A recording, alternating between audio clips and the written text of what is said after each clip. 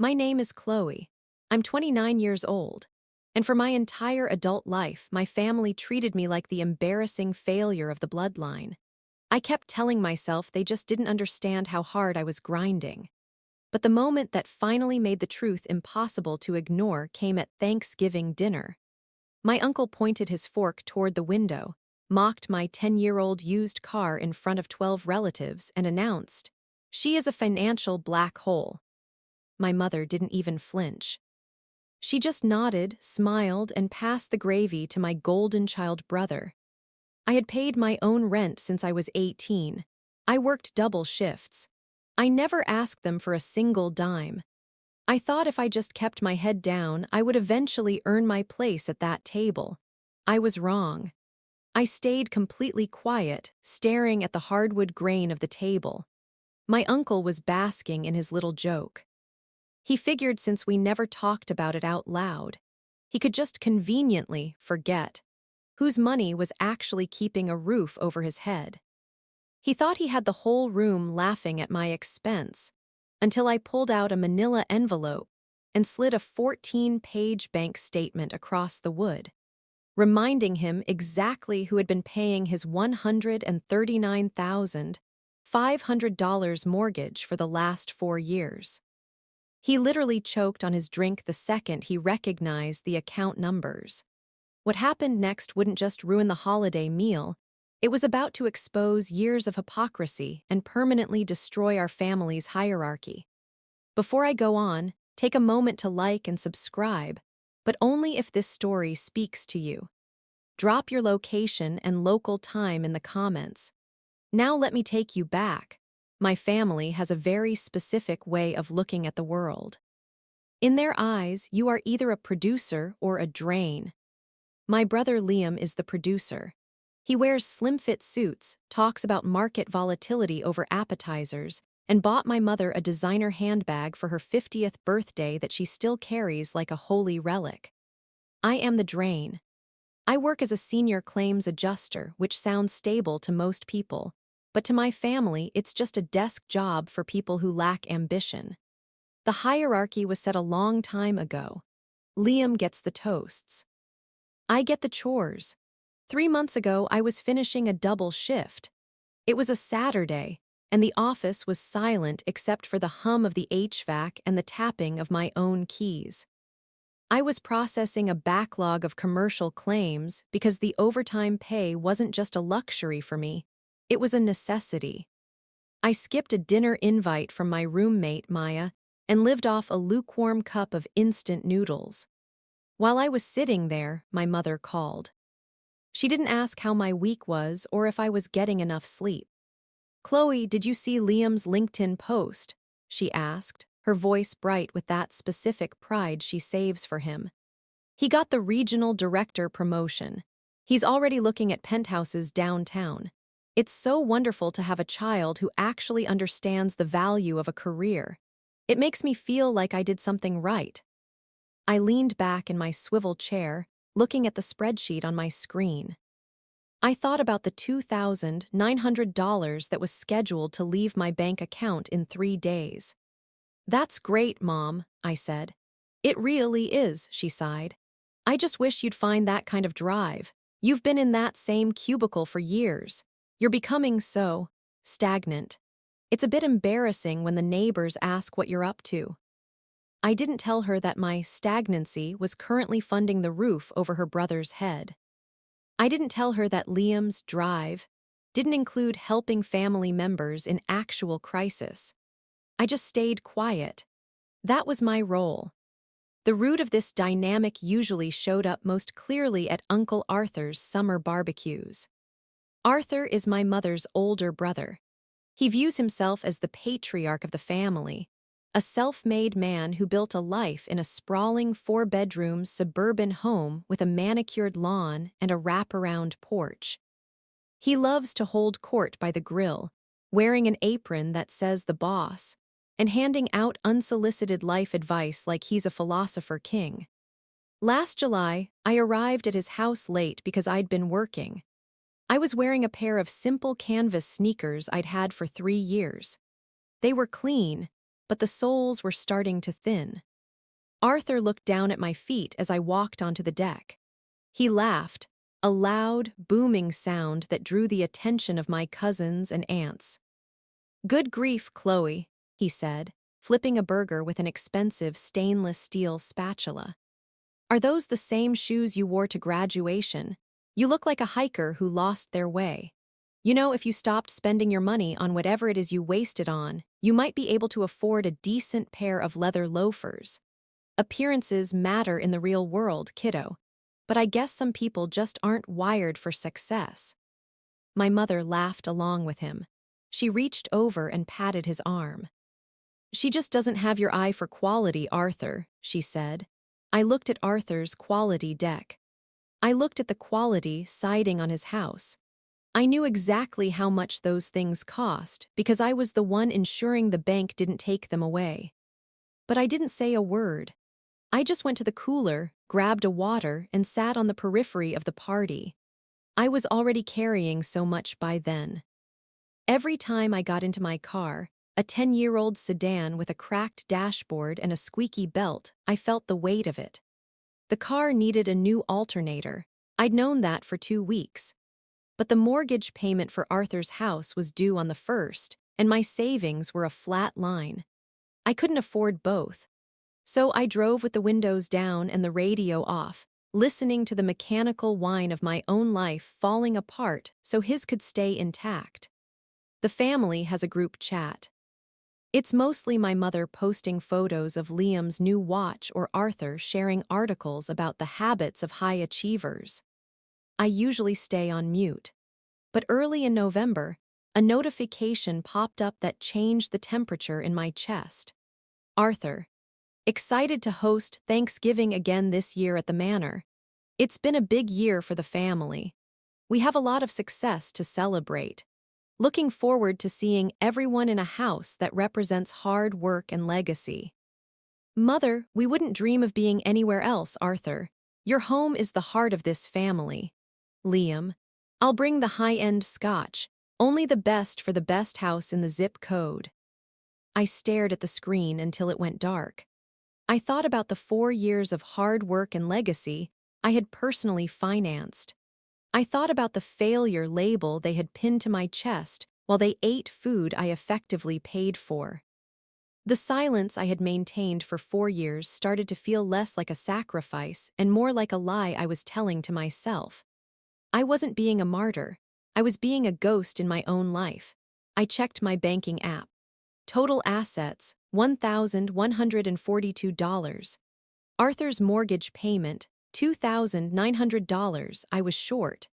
For the first time in 48 months, the math wasn't working.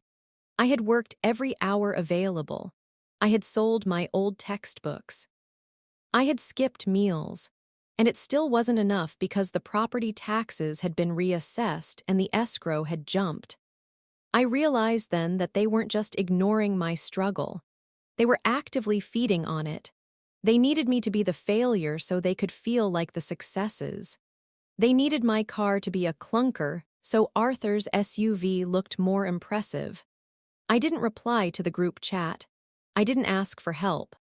I didn't tell my mother I was struggling to make the math work for her brother's legacy. Instead, I went into my home office, which is really just a desk in the corner of my bedroom, and opened a folder on my computer. I started downloading PDFs. 1 month, 6 months, 12 months, 2 years, 4 years. I watched the printer in the hallway start to hum. Page after page of bank statements began to slide into the tray. Each one featured my name at the top and Arthur's mortgage account number in the transaction description. It was a long trail of $2,900 payments, month after month, year after year. By the time the printer stopped, I had a stack of 14 pages. It was a physical record of my 26-year-old to 29-year-old self being hollowed out to keep a facade standing. I put the pages into a plain manila envelope. I felt a strange, cold calm settle over me. It wasn't anger yet. It was just the feeling of a debt being called in. That was the end of my silence. The decision to start paying my uncle's mortgage wasn't some grand, heroic gesture I made after a glass of wine. It was a Tuesday night 4 years ago, and I was sitting in my mother's kitchen while she hyperventilated into a paper bag. "If the house goes, the family name goes with it," she had sobbed, her face blotchy and desperate. "Arthur had some bad luck with his investments. If he loses that place, he'll have to move into a studio apartment. He'll be humiliated. Everyone in town will know." At 25, I still believed that being a good daughter meant being a shield.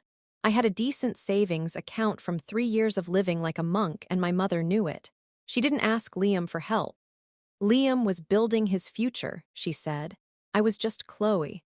I was the one who could be leaned on until I cracked. I agreed to help on one condition: it was temporary. Arthur was supposed to be back on his feet in 6 months. I set up the direct auto pay to his lender, thinking I was buying my family some breathing room. I didn't realize I was actually buying myself a life sentence of invisible debt. The first concrete damage didn't hit my bank account, it hit my future. 6 months into the arrangement, I had to turn down a move to a better apartment closer to my office. My roommate at the time was moving out, and I found a perfect little one-bedroom with big windows and a short commute. But the security deposit and the first month's rent would have wiped out the Arthur buffer I had to keep in my checking account. I stayed in my cramped, noisy shared space, listening to my neighbors argue through the thin walls, while $2,900 moved silently from my name to his every 30 days. By the second year, the damage started to show on my body. I was working 60 hours a week to make sure I didn't drop below the minimum balance. I stopped going to the dentist because the copay felt like a luxury I couldn't justify. I stopped buying fresh produce and started buying whatever was on the clearance shelf at the back of the grocery store. I remember standing in the cereal aisle, staring at a box of name-brand granola that cost $6. I wanted it so badly I could taste it, but then I did the math. $6 was 2 gallons of gas. 2 gallons of gas was half a commute. I put the box back and bought the generic oats in the plastic bag. That same week, my mother called to tell me about the lovely dinner Arthur had hosted for his friends. "He's such a natural host, Chloe," she said. "He served prime rib. He really knows how to live. It's a shame you couldn't make it, but I know you're always so busy with work." I looked at my bowl of plain oats and didn't say a word. I was literally starving myself so he could serve prime rib to people who didn't even like him. The cost became undeniable during the third year. My car, which I'd bought used for $5,000, started making a grinding sound in the front end. I took it to a local mechanic who told me the wheel bearings were shot. "It's about $800 to fix both sides," he said, wiping his hands on a greasy rag. "I wouldn't drive it long distance like this. It's a safety issue." I looked at my banking app. It was the 28th of the month. In 3 days, the mortgage payment would trigger. If I fixed the car, the mortgage would bounce. If the mortgage bounced, Arthur's credit would take a hit, and my mother would spend a week calling me, telling me I was destroying the family's peace. I told the mechanic I'd think about it. I drove home at 20 miles per hour, my hands shaking on the steering wheel, praying the wheel wouldn't fly off. I didn't fix the car. I just stopped driving it anywhere except to work and back. I became a prisoner of my own charity. Every time I walked into my apartment, I felt a sense of profound, hollow exhaustion. My 20s were disappearing into a house I didn't own, for a man who didn't thank me. I watched my friends post photos of their vacations, their new furniture, their engagement parties. I couldn't afford a flight. I couldn't afford a new couch to replace the one with the broken spring.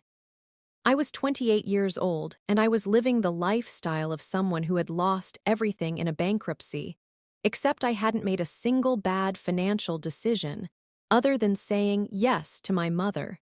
The damage wasn't just financial. It was the way I started to see myself. I began to believe their narrative. If I was working this hard and had nothing to show for it, I must be a failure. I must be stagnant. I stopped telling people what I did for a living because I was ashamed of how I looked. My clothes were pilled and faded. My hair was cut at home with craft scissors. I looked like a person who was struggling, so the world treated me like a person who was struggling. Arthur, meanwhile, was thriving. He bought a new leather sectional. He had the driveway repaved. He even started talking about flipping houses as a side hobby, giving me advice on how to leverage assets, while I sat there wondering if I had enough change in my cup holder to buy a coffee. One afternoon, I was at his house for a mandatory Sunday brunch. I was helping my mother clear the plates because Liam has a bad back and Arthur is the host, when I saw a mailer on the counter. It was from the bank. It was a notice that the mortgage had been paid on time for 48 consecutive months. Arthur saw me looking at it. He didn't flinch. He didn't look guilty. He just stepped over, tucked the paper into a drawer, and smiled at me. "Consistency is the key to wealth, Chloe," he said, patting me on the shoulder. "If you just applied yourself, you could have a place like this one day, but you have to want it." I felt a physical surge of nausea. He wasn't just letting me pay. He had successfully convinced himself that he was the one doing the work. He had rewritten the reality where I was the provider and he was the dependent. I looked at my mother. She was smiling at him, her eyes full of admiration for her successful brother. She knew the truth. She was the one who had begged me. But she had chosen the lie because the lie was more comfortable than the reality. That was the day the damage became permanent. I realized that as long as I kept paying, they would keep mocking me. My struggle was the fuel for their fantasy. I went home that night and looked at my reflection in the bathroom mirror. I looked tired. I looked old. I looked like a woman who was being eaten alive by people who claimed to love her. I checked my account one last time. $139,500. That was the total I had poured into that house over 4 years. It was a down payment on a life I didn't have. It was a retirement fund I hadn't started. I didn't cry. I just turned off the light. The harm didn't stay inside the walls of my apartment. It started to bleed into my reputation with the people who actually mattered. Because I was always broke and always exhausted, I became the unreliable friend. I was the one who couldn't go to the group dinners, the one who never bought a round of drinks, and the one who looked like a mess at professional networking events. Last winter, my firm was hosting a regional conference. It was a massive opportunity for anyone looking to move into management. I had been working toward a promotion for 2 years, and my stats were the best in the department. But the dress code was strictly professional, high-end business attire. I stood in my closet and looked at my one blazer. The elbows were shiny from wear and the lining was ripping. A new, decent suit would cost $300. That was exactly the extra I had managed to scrape together by working 3 Saturday shifts in a row. But that Tuesday, Arthur called. "Hey, Chloe," he said, sounding casual, like he was asking for the weather. "The property tax assessment came in. There's a catch-up payment of $400 due by Friday." I'd handle it, but I just put a deposit down on a new fishing boat. It's an investment, really. Great for networking with the guys at the marina. You can cover the taxes, right? Family first. I looked at the blazer. I looked at the fraying cuffs. "Arthur, I really need to buy some clothes for the conference," I said, my voice thin. "I'm trying for the manager position." He actually chuckled. "Chloe, honey, clothes don't make the manager, hard work does. Besides, you're so good at being frugal. You'll figure it out. Don't let the house go into arrears over a jacket. That would be selfish." I paid the $400. I went to the conference in my old blazer.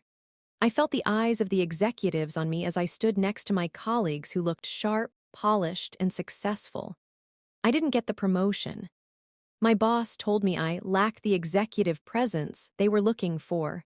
I lost a $10,000 a year raise because I was busy subsidizing a man's fishing boat. The bitterness started to taste like copper in my mouth. While I was losing my career momentum, Arthur was ascending in the family's eyes. He wasn't just surviving, he was thriving on my dime. He started a tradition of excellence dinner once a month where he'd invite the whole family over. I'd sit there, eating the steak I'd technically bought, while he gave Liam tips on how to manage a portfolio. "The key, Liam," Arthur said, swirling a glass of expensive red wine, "is to never let your capital sit idle. You have to make your money work for you. Look at this house. I bought it at the right time, I maintained it, and now it's my greatest asset. It's about foresight." Liam nodded, taking notes in a leather-bound journal. "I want to be where you are in 10 years, Uncle Art. You've got it all figured out." My mother beamed at them both. "It's so wonderful to have such strong men in the family to look up to. Chloe, are you listening? You could learn a lot from your uncle about financial stability." I gripped my fork so hard the tines pressed into my palm. I looked at the wine Arthur was drinking. It was a $40 bottle. My car's check engine light had been on for 3 days. I was terrified to take it to the shop because I knew if it was the catalytic converter, I'd be choosing between a working vehicle and Arthur's mortgage again. The outside world started to notice my decline, too. My landlord at my apartment complex called me into the office. "Chloe, we've noticed the car you're parking in the lot," he said, not unkindly. "It's leaking oil and the bumper is held on with zip ties. It's starting to look a bit neglected. Our lease has a clause about vehicle maintenance to keep the property looking nice. You need to get it addressed." I felt the hot sting of shame. I was being threatened with a lease violation for a car I couldn't fix because I was paying for a 4-bedroom house I didn't live in. The irony was a weight I could barely carry. The widening harm reached its peak when Liam announced he was getting married. The wedding was going to be a destination-style event at a luxury resort 3 hours away. The hotel rooms were $400 a night. The suggested gift was from a registry where the cheapest item was a $200 crystal vase. My mother pulled me aside at Arthur's house. "Chloe, I know you struggle with your little budget, but you have to show up for your brother. You need to stay at the resort with the rest of us. It would look terrible if the sister of the groom stayed at a motel down the road. Arthur says he'll even let you carpool with him so people don't see your car in the resort valet." "I can't afford the resort, Mom," I said. She rolled her eyes. "Always the same excuse. Maybe if you didn't waste your money on whatever it is you do, you'd have some saved up. Look at Arthur. He's offering to help you hide your embarrassment. Be grateful." That was the moment I realized Arthur actually believed his own lie. He wasn't just taking my money. He had fully integrated the idea that he was a wealthy benefactor and I was a charity case. He had forgotten the Tuesday night 4 years ago. He had forgotten the paper bag my mother breathed into. He had deleted the truth to protect his ego, and my mother had helped him do it. I went out to my car that night. It took 3 tries to start. The squeaky belt sounded like a scream in the quiet neighborhood. I looked at the glowing windows of the house I was paying for, and I realized I wasn't just paying for the wood and the bricks. I was paying for the privilege of being insulted. I was paying to be the family joke. I drove home, the wheel bearings humming a low, dangerous tune, and I didn't turn on the radio. I sat in the dark in my driveway for 20 minutes. I realized that if I stopped the payments, the house wouldn't just go into foreclosure. The entire social structure of my family would collapse. Arthur would be a fraud. My mother would be a liar. Liam would have no mentor. The secret was the only thing holding them up, and it was the only thing pulling me down. I walked into my apartment and saw Maya sitting at the kitchen table with her laptop. She looked at me, then at my worn-out shoes, then at the way I was holding my shoulders. "Chloe," she said, "you look like you're dying. Tell me where the money goes, right now." I didn't argue. I didn't make excuses. I just sat down and opened my banking app. The realization that my entire family was participating in a collective hallucination didn't just stay at Arthur's dinner table. It started to rot the way the rest of the world saw me. By early November, the extended family began arriving in town for the big Thanksgiving celebration of success, and the narrative was already locked in. I was at the grocery store on a Tuesday evening, picking up a carton of eggs and the cheapest loaf of bread available, when I ran into my Aunt Sarah. She's my mother's youngest sister, the one who usually stays out of the drama. She was filling a cart with high-end appetizers and 3 different kinds of artisanal cheese. "Oh, Chloe," she said, looking at my 2 items and then at my faded sweatshirt. Her voice was dripping with that specific kind of pity that feels like a slap. "I heard you've been having a rough time lately. Your mother mentioned you're still between things."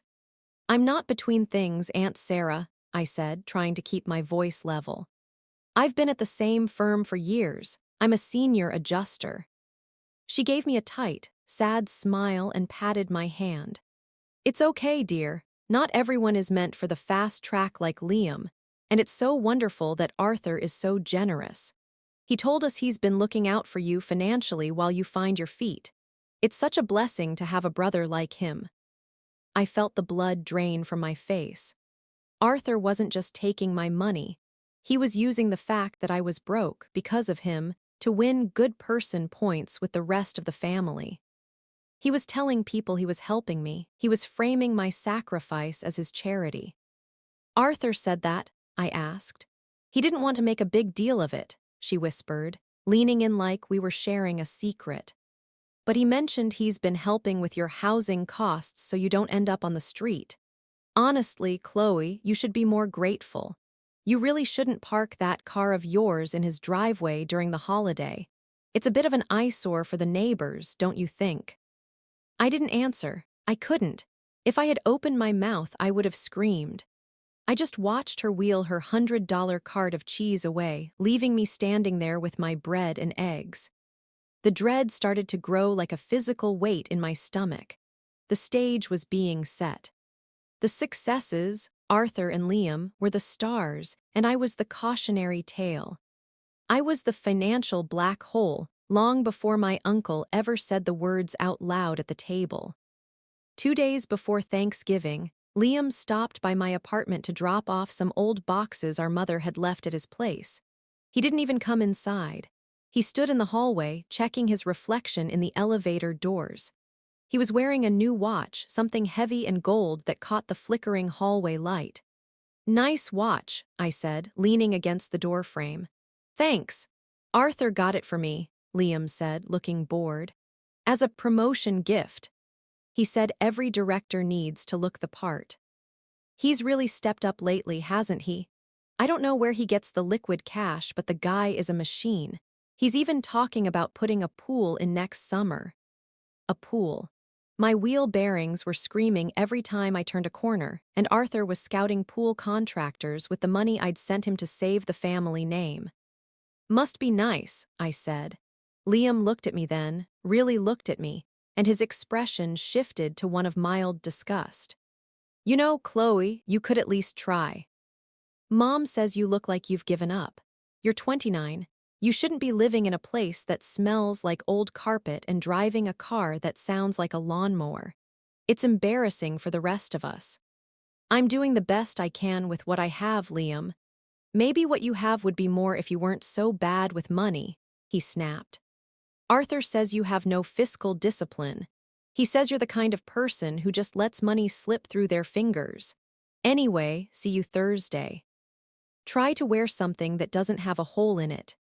He turned and walked away, his expensive shoes clicking sharply on the tile. I went into my bathroom and shut the door. I sat on the edge of the tub and put my head in my hands. I didn't cry. I was past crying. I was in a state of cold, vibrating clarity. The harm was no longer just about the $139,500. It was about the fact that they had built a version of me that was a loser, a leech, and a failure, specifically so they didn't have to look at the fact that they were the ones leaning on me. They were celebrating the house. They were celebrating the legacy. They were gathering in a building that I had protected from the bank for 48 months, specifically to tell me I was a disappointment. I looked at my reflection in the medicine cabinet mirror. I looked at the pilled fabric of my sweater. I looked at the way I was hunched over. I thought about the manila envelope sitting on my desk. The spillover was complete. My social standing was gone. My family's respect was gone. My financial future was on life support. There was nothing left to protect. There was no family name worth saving if the price of that name was my own soul. I realized then that the peace I had been maintaining was actually just a slow-motion suicide. By keeping Arthur's secret, I was helping him kill my reputation. I was paying for the shovel he was using to bury me. I stood up and walked out to the kitchen. I looked at the manila envelope. I felt a strange sense of relief. When you have nothing left to lose, the fear starts to go away. The whole family was coming, 12 people, a full audience. They wanted a show. I was going to give them the truth. I went to my desk and opened my bank's website one more time. I printed out the most recent transaction, the one I had made just that morning. The one that was $1,800 short. The one that would cause the bank to send a notice of default to Arthur's front door in 10 days. I added it to the stack in the envelope. 48 months, I whispered to the empty room. Not 49. I felt the weight of the paper in my hand. It felt like a weapon. For 4 years, I had carried the burden of the truth alone. On Thursday, I was going to share the load. I was going to let the financial black hole finally swallow the lie. The change didn't happen because of a sudden burst of confidence. It happened because of a spreadsheet. I was sitting at my kitchen table on the Sunday before Thanksgiving, staring at my bank app and trying to breathe. Maya, my roommate, came in from a jog. She's the kind of person who doesn't believe in polite silence. She saw me holding my head in my hands, and she didn't just walk past. She dropped her keys on the counter and stood over me. "Chloe," she said, her voice sharp. "You've lived here for 2 years. You work more hours than any human I know. You don't buy clothes. You don't go out. You drive a car that literally sounds like it's being murdered. And yet you're always 3 seconds away from a panic attack about rent. Where is the money going?" I tried to give her the usual deflection. "I'm just catching up on some things. It's been a lean year." "Bull," she said. She pulled out the chair across from me and sat down. "I'm your friend, not your mother. I'm not asking so I can judge you. I'm asking because you're disappearing. You look like a ghost. Now either you tell me what's happening or I'm calling your mom to ask her what the hell is going on with your family." "Don't," I snapped. The thought of my mother's voice, disappointed, patronizing, or worse, fake concerned, made my stomach turn. "Then talk," I told her. It started as a whisper, then it came out in a flood. I told her about the Tuesday night 4 years ago. I told her about the $2,900 a month. I told her about Arthur's new boat, his leather sectional, and the way he mocked my shoes. I told her about the $139,500. Maya didn't cry. She didn't offer me a hug. She got her laptop, sat next to me, and opened a blank Excel sheet. "We aren't doing the sad daughter thing today," she said, her fingers already flying across the keys. "We're doing the forensic accountant thing. Log into your bank, all of it, every month for 4 years." As we started pulling the statements, the reality began to look different in the blue light of the laptop screen. When it was just a feeling in my gut, it felt like a burden. When it became a row of numbers, it looked like a crime. "Look at this," Maya said, pointing to a month in 2021. "You paid his mortgage, and 2 days later he posted a photo of a new riding lawnmower. You didn't save the family name, Chloe. You funded a lifestyle. He isn't a victim of bad luck. He's a financial predator who found a host. Seeing the numbers stacked up like that, month after month of $2,900 leaving my account while I was eating generic oats, did something to my brain. It stripped away the family label. If a stranger had done this to me, I would have called the police. Because it was my uncle, I had called it sacrifice. Maya looked at me, her expression dead serious. He's using your guilt as an interest-free loan. And the worst part, he's using that loan to buy the status he uses to look down on you. He's literally bullying you with your own money. I know, I whispered. No, you don't know it yet, she said. Knowing it means you stop. Knowing it means you realize that you don't owe him a house. You don't even owe him a conversation. You've already bought that house. In any fair world, your name should be on the deed. She helped me compile everything. We didn't just print the statements, we made a summary page. Total paid, $139,500. Average monthly contribution, $2,900. Percentage of Arthur's total housing cost covered by Chloe, 100%. The clarity she gave me wasn't about forgiveness or healing. It was about the math. The math was undeniable.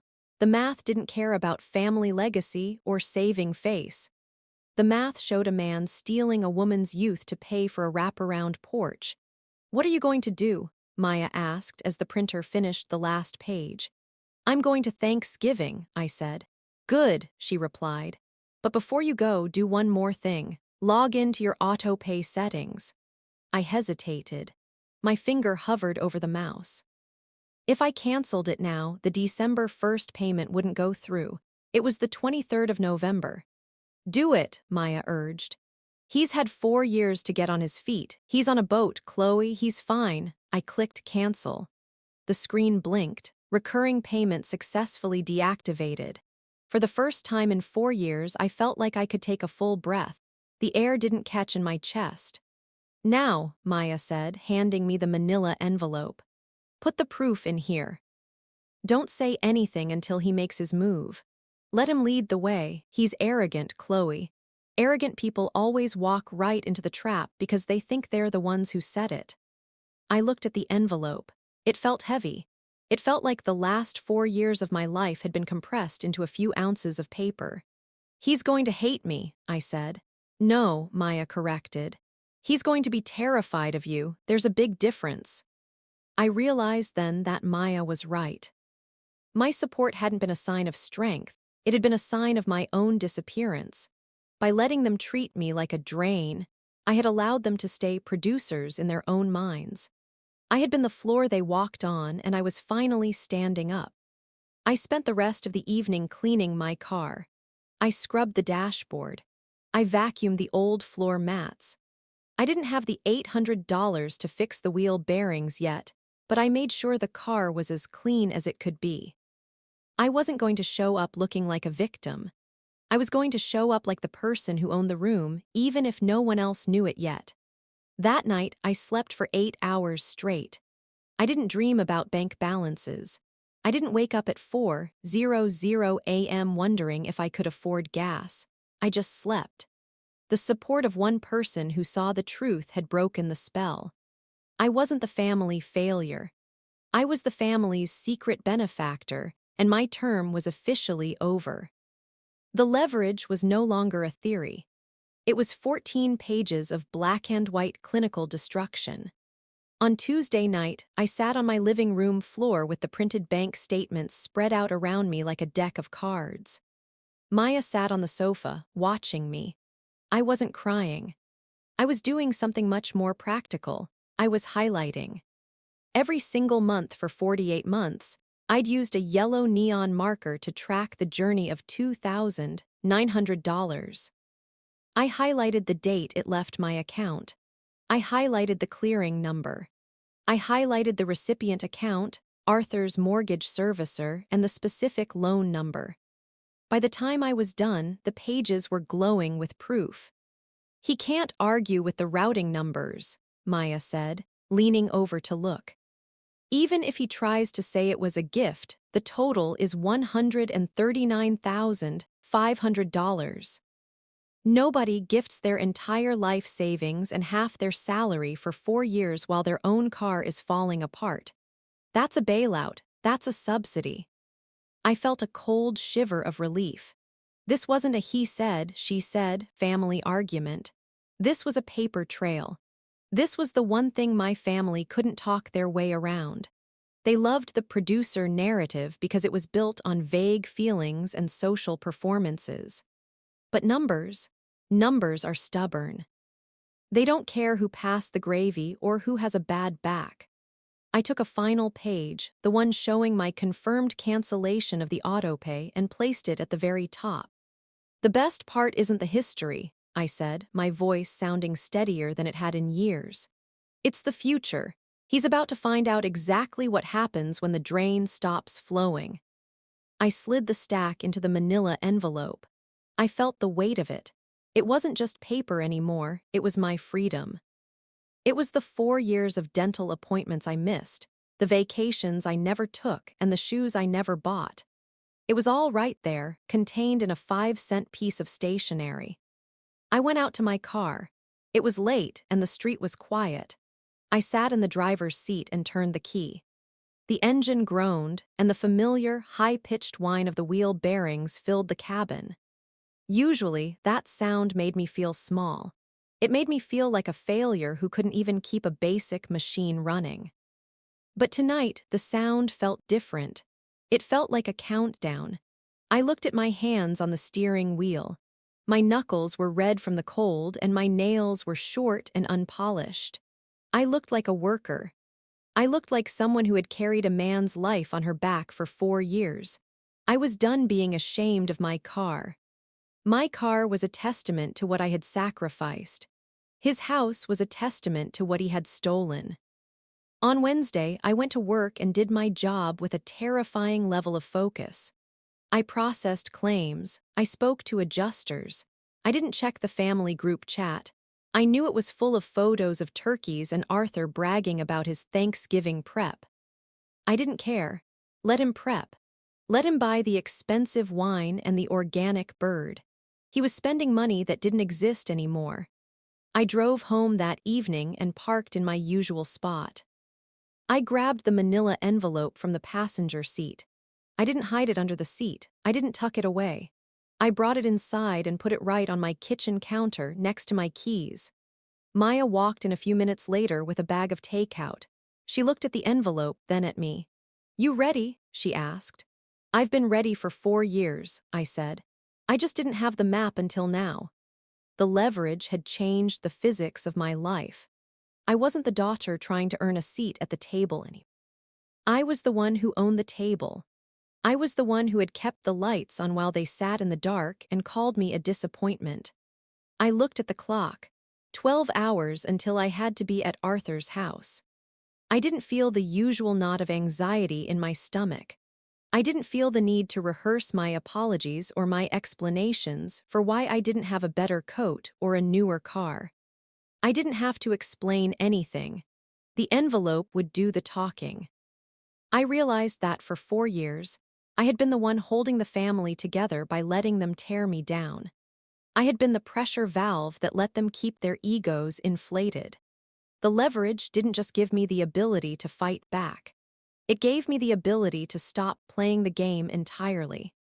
I went to bed early and slept the kind of sleep people only have when they know the truth is finally on their side.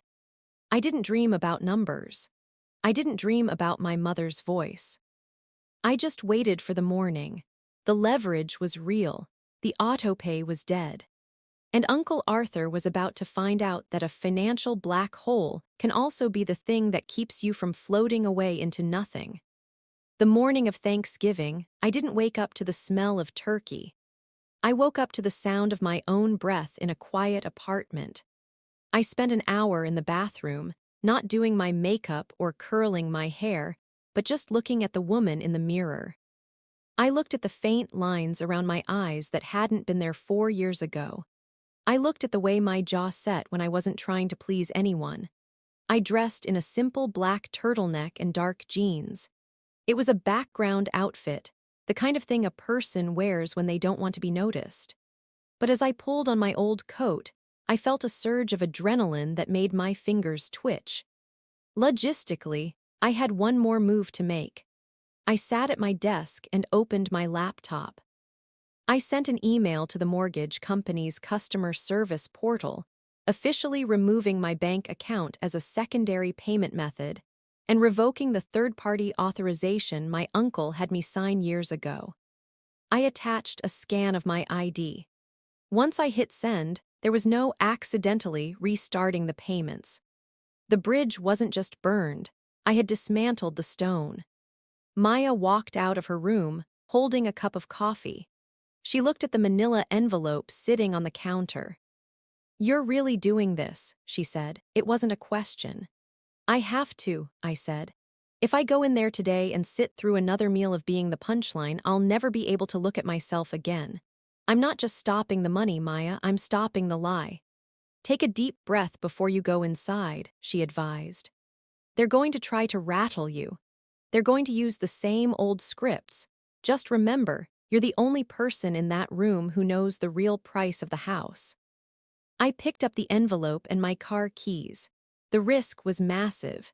There were 12 people coming to that dinner. My mother, my brother, my aunts, my cousins, everyone who had spent the last 4 years nodding along to the story that I was a financial black hole. I was walking into a room where I was outvoted 12-1. Socially, they had all the power.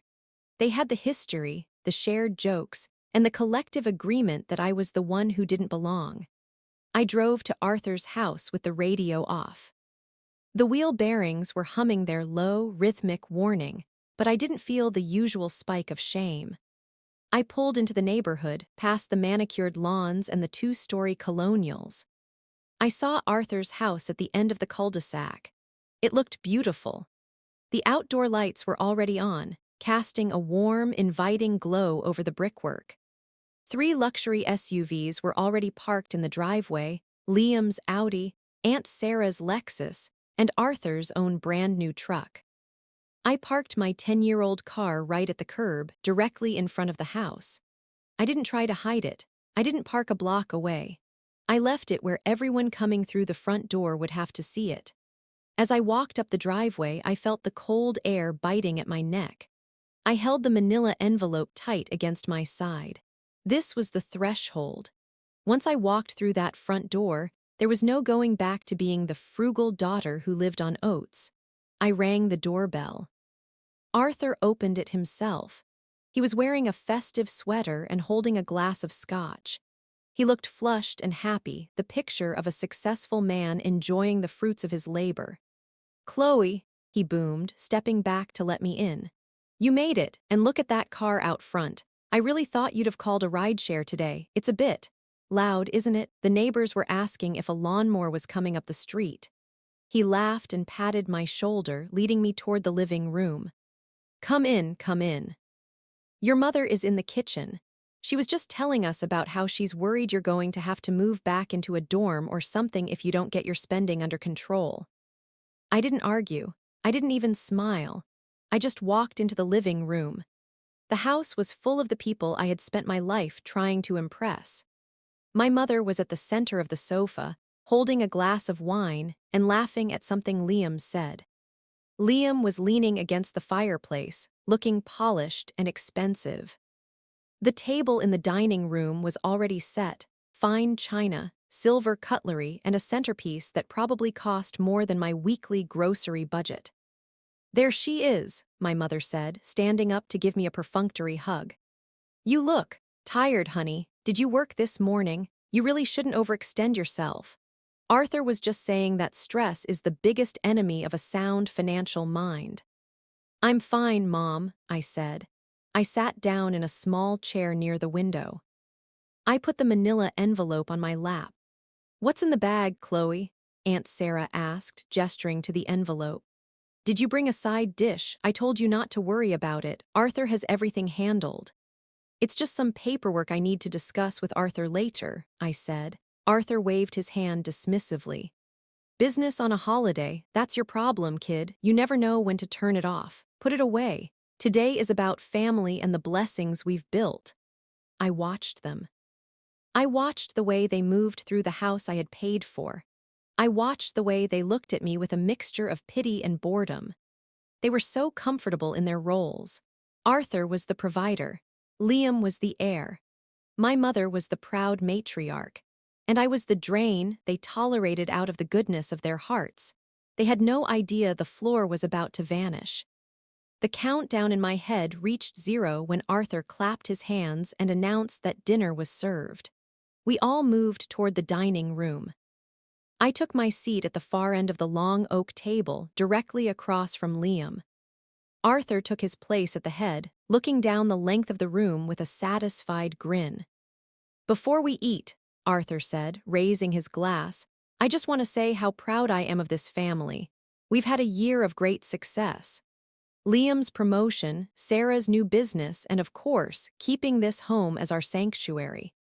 It takes a certain kind of person to build something that lasts. It takes discipline." He looked directly at me. "And for those who are still struggling to find that discipline," he continued, "I hope this table serves as an inspiration for what's possible when you stop being a black hole and start being a producer." The room was silent for a second, then a few people chuckled. My mother smiled and reached for the gravy boat. I felt the manila envelope under the table. My heart was thumping, but my hands were steady. I looked at the 14 pages of yellow highlights. I looked at the man who was currently pointing a fork at my car through the window. The threshold was gone. I was in the room, and the truth was finally ready to be served. The dining room was a masterpiece of suburban theater. The chandelier cast a warm, expensive glow over the bone china and the silver platters. 12 of my relatives sat in high-backed chairs, the air thick with the smell of rosemary, roasted turkey, and the smug satisfaction of people who believed they had won the game of life. At the head of the table, Uncle Arthur was still holding his glass of scotch, his face flushed with the kind of power that only comes from being the undisputed king of a very small hill. He looked at me, his eyes dancing with a cruel sort of playfulness. "Honestly, Chloe," he said, the ice in his glass clinking as he gestured toward the window, "I look at that car of yours out there, and I just don't get it. It's a 10-year-old bucket of rust. It's a financial black hole.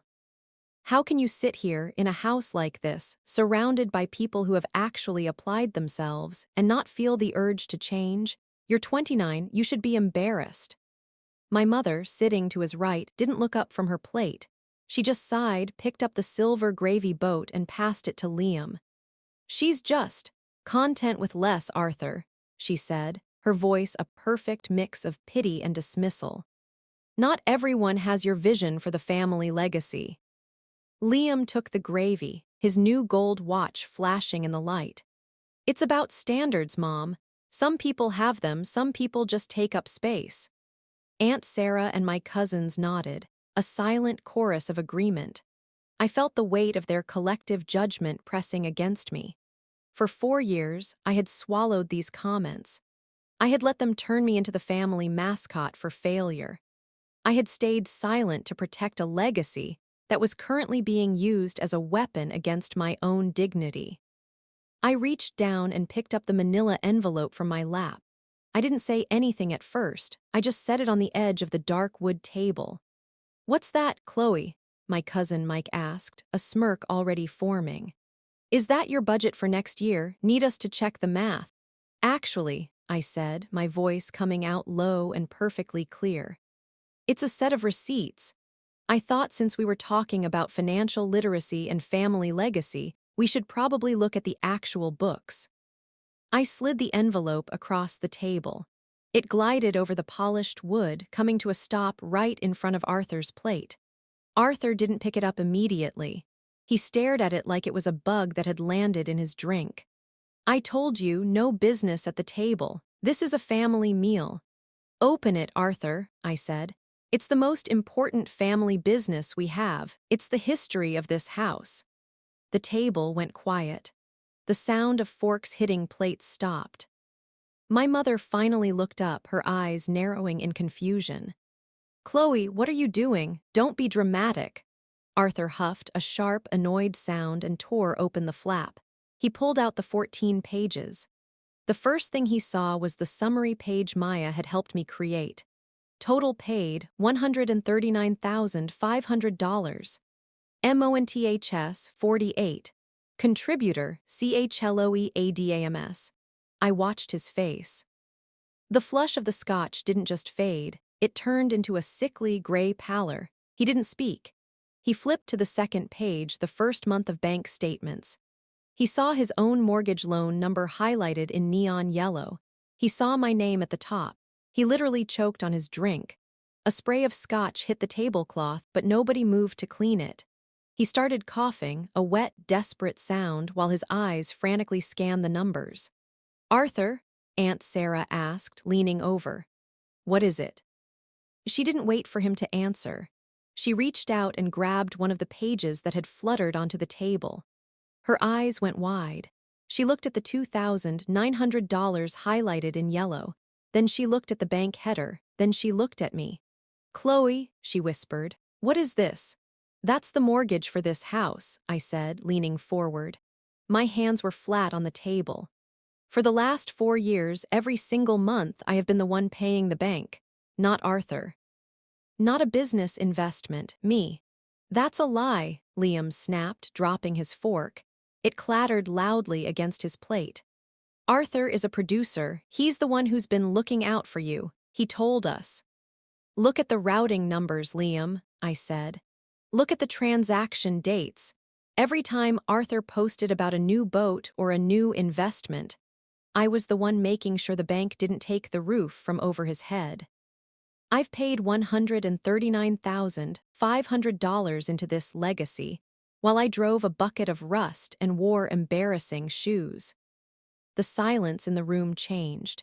It wasn't the silence of a group listening. It was the silence of a group recalculating their entire reality. My mother's face went white. She looked at Arthur, who was still staring at the pages, his mouth hanging slightly open. "Arthur, tell them she's lying.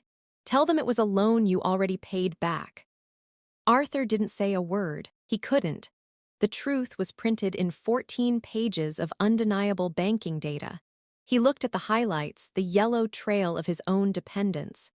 He looked like a man who had just realized he was standing on a trapdoor. "It wasn't a loan, Mom," I said, my voice rising just enough to fill the room. "It was a bailout. You know that. You're the one who begged me for it 4 years ago. You're the one who told me it would only be for 6 months. You're the one who watched me eat oatmeal for years while you praised your brother for his standard of living." My mother looked away. She looked at the gravy boat. She looked at the centerpiece. She looked anywhere but at me. "Chloe, not here," she whispered. "This is family business. We can talk about this later." "No," I said. "We're talking about it now, because Arthur just called me a financial black hole in front of 12 people. He mocked my car. He mocked my life. And he did it while sitting in a chair I paid for, eating food I paid for, in a house I have been subsidizing with my own blood and sweat for 48 months. Aunt Sarah stood up. She looked at Arthur with a mixture of shock and disgust. "Arthur, you told us you were the one helping her. You told us you were giving her an allowance to keep her afloat." Arthur finally found his voice, but it was thin and cracked. It was a complicated arrangement. I was going to pay it back. I had things in the works. The market didn't buy you a boat, Arthur," I interrupted. "I did. The market didn't repave your driveway. I did. I stayed in a cramped apartment and skipped the dentist for 4 years so you could play the boss at your barbecues. And I would have kept doing it, probably, because I was stupid enough to believe in family first. But then I realized that to you, family just means people you can use to fund your ego." Liam was staring at the watch on his wrist. He looked like it was suddenly burning his skin. He said he got this for me as a reward for my hard work. He got it with the money he saved by not paying his own house note," I said. "It's my watch, Liam, just like this is my dinner, and just like those are my stairs." The room was in total chaos now, but it was a quiet, vibrating kind of chaos. My cousins were whispering. Aunt Sarah was shaking her head. The image of the self-made patriarch was disintegrating in real time. Arthur wasn't a producer, he was a parasite. And the failure at the end of the table was the only reason any of them were sitting there. Arthur tried to stand up, his face turning a deep, angry red. "You have no right to come into my home and—" "It isn't your home, Arthur," I said, standing up to meet him. "Not really. You haven't paid for it in 4 years, and you won't be paying for it next month either." The room went deathly still again. "What do you mean?" my mother asked, her voice trembling. "I canceled the autopay," I said, "and I revoked the third-party authorization. The bank expects a payment on December 1st. It's for $2,900, plus the property tax catch-up I covered last winter. If that money isn't in their hands by the 10th, you'll get your first notice of default. And since you've been leveraging assets and buying boats, I'm sure you have that cash just sitting around, right?" Arthur sank back into his chair. The arrogance was gone. He looked small. He looked like the broke, desperate man he had been 4 years ago, only this time he didn't have a secret shield. "Chloe, you can't do that," my mother cried. "The house, the family." "The family will be fine, Mom," I said. "Liam is a director now, right? He has a penthouse, he has drive. He can pay the mortgage. Or Aunt Sarah can, or they can all pitch in and save the legacy themselves. I'm officially retired from the bailout business." I picked up my purse. I looked around the room. I saw my aunts looking at Arthur with newfound suspicion. I saw Liam looking ashamed. I saw my mother looking at the floor. "Enjoy the turkey," I said. "It's the last thing I'm buying for this family." I walked out of the dining room. I could hear Arthur starting to yell at my mother and my mother starting to sob. I heard Liam say something about the embarrassment of it all.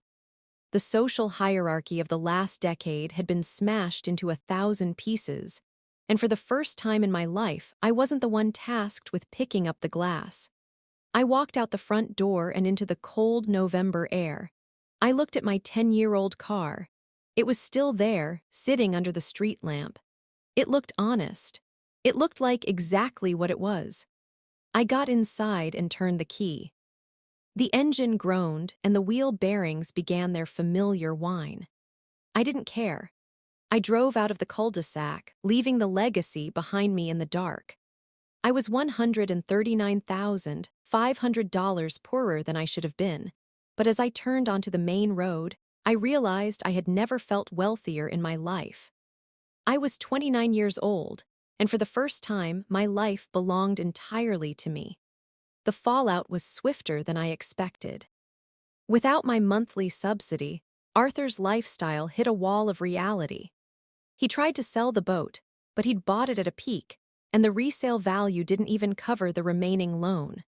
Within 6 months, a for sale sign appeared on the manicured lawn of the family sanctuary. My mother stopped calling me with updates on Liam's life. I think the shame of being the one who begged me for the money finally outweighed her need to brag. Liam didn't step up to pay the mortgage. It turned out his director lifestyle was mostly built on credit and Arthur's coaching on how to look successful without actually being stable. When the house finally